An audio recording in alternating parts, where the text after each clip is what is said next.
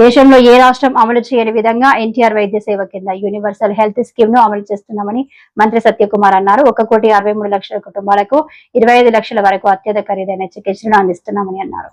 దానికన్నా 10,000 కోట్లు అదనంగా భారం పడుతున్నప్పుడు కూడా 33,000 కోట్లు సాలీన పెన్షన్లు ఇవ్వడం జరుగుతూ ఉంది. అక్కచెల్లెలకి ఇచ్చిన హామీ మేరకు దీపం పథకాన్ని కూడా సమర్థవంతంగా అమలు చేస్తూనే తల్లికి వందనం కింద ఇచ్చిన హామీని పూర్తి చేస్తూ చెప్పిన విధంగానే ఎంతమంది పిల్లలుంటే అంతమందికి కూడా వర్తింపజేస్తూ ఇవాళ 10,000 కోట్లకు పైగా నిధుల్ని ఈ పిల్లల విద్యార్థుల తల్లుల అకౌంట్లోకి వేసిన దీన్ని కూడా ప్రజలందరూ గమనిస్తున్నారు. అన్నదాతకు అండగా ఉండడం కోసం కేంద్ర ప్రభుత్వం ఇస్తున్న 6,000తో కలిపి 6,000, 14,000 కలిపి 20,000 ఇచ్చే దిశగా కూడా మొదటి విడత కూడా ఇవ్వడం జరిగింది. అందరికీ తెలిసిన విషయమే. ఇవి కాక స్త్రీశక్తి పథకం కూడా పెద్ద ఆర్థిక భారం ఉన్నప్పటికీ కూడా అందరికీ ఆర్టీసీ బస్సులో ఉచిత ప్రయాణం. ఇవి కాక ప్రధానంగా యువతకు నైపుణ్య శిక్షణ ఇస్తూనే ఉద్యోగ ఉపాధి అవకాశాలు ప్రైవేట్ రంగంలో దాదాపు 10 లక్షల కోట్లు పెట్టుబడులు వస్తే 5 నుంచి 7 లక్షల దాకా ఉద్యోగ ఉపాధి అవకాశం. కూటమి ప్రభుత్వం అధికారంలోకి వచ్చి 15 నెలలైన సందర్భంగా ఎన్నికల సమయంలో ఇచ్చిన హామీలనన్నింటినీ తూచా తప్పకుండా నెరవేరుస్తున్న క్రమంలో ప్రజల నుండి ఒక సానుకూల స్పందన ఉంది. ప్రజలు కూటమి ప్రభుత్వం మీద, కూటమి నాయకత్వం నరేంద్ర మోడీ గారు, చంద్రబాబు నాయుడు గారు, పవన్ కళ్యాణ్ గారి మీద విశ్వాసంతో ప్రజలు ఆశీర్వదించి వాళ్ళ అధికారాన్ని కట్టబెట్టారు. వాళ్ళు ఇచ్చిన ఆశీర్వాదానికి రుణం తీర్చుకునే దిశగా కూటమి ప్రభుత్వం సంవత్సర కాలంలో అన్ని హామీలను నెరవేరుస్తూ ఉంది. ప్రధానంగా హామీలు నెరవేర్చడం అనేది ఏ పార్టీకైనా బాధ్యత. కానీ ఒక దివాలా తీసిన ఆర్థిక వ్యవస్థని వారసత్వంగా పొందిన ఈ కూటమి ప్రభుత్వం దార్శనిక నాయకత్వం కారణంగా,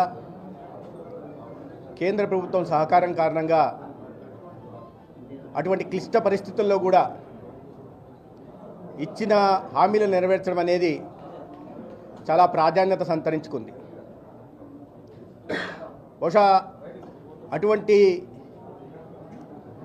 అస్తవ్యస్త ఆర్థిక వ్యవస్థను గాడిలో పెట్టి ఈ హామీలను నెరవేర్చడం అనేది సామాన్య విషయం కాదు. కానీ ఈ రాష్ట్ర అభివృద్ధి పట్ల, ప్రజా సంక్షేమం పట్ల చిత్తశుద్ధి, నిబద్ధత కలిగిన నాయకత్వం ఇవాళ హామీలన్నీ నెరవేరుస్తూ, అది సామాజిక పెన్షన్గా 1వ తేదీన ప్రతి ఇంటి ముందర ఇవ్వడం కావచ్చు, అది వృద్ధాప్య పింఛన్లు కానీ, వితంతు పింఛన్లు కానీ, ఒంటరి పింఛన్లు కానీ, లేదా దివ్యాంగ పెన్షన్లు కానీ, లేదా మంచానికి పరిమితమైన వారికి 15,000 ఇవ్వడం కానీ, గతంలో ఇస్తున్న దానికన్నా 10,000 కోట్లు అదనంగా భారం పడుతున్నప్పుడు కూడా 33,000 కోట్లు సాలీన పెన్షన్లు ఇవ్వడం జరుగుతూ ఉంది. అక్కచెల్లెలకి ఇచ్చిన హామీ మేరకు దీపం పథకాన్ని కూడా సమర్థవంతంగా అమలు చేస్తూనే తల్లికి వందనం కింద ఇచ్చిన హామీని పూర్తి చేస్తూ చెప్పిన విధంగానే ఎంతమంది పిల్లలుంటే అంతమందికి కూడా వర్తింపజేస్తూ ఇవాళ 10,000 కోట్లకు పైగా నిధుల్ని ఈ పిల్లల విద్యార్థుల తల్లుల అకౌంట్లోకి వేసిన దీన్ని కూడా ప్రజలందరూ గమనిస్తున్నారు.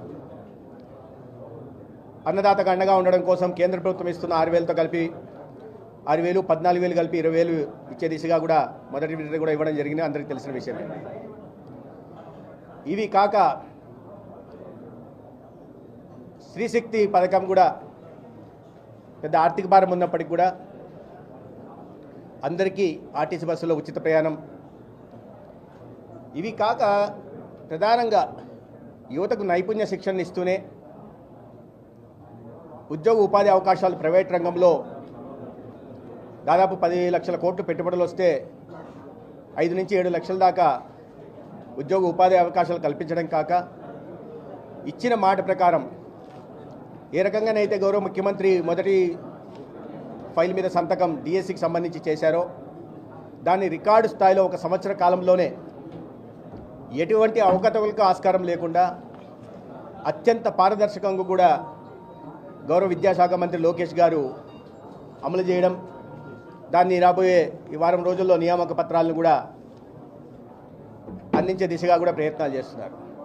ఏపీపీఎస్సి దీంట్లో కానీ డిఎస్సిలో కానీ 1 సంవత్సరం కాలంలోనే ఇంత పెద్ద ఎత్తున ఉద్యోగాలను గతంలో ఇచ్చిన దాఖలాలు లేవు.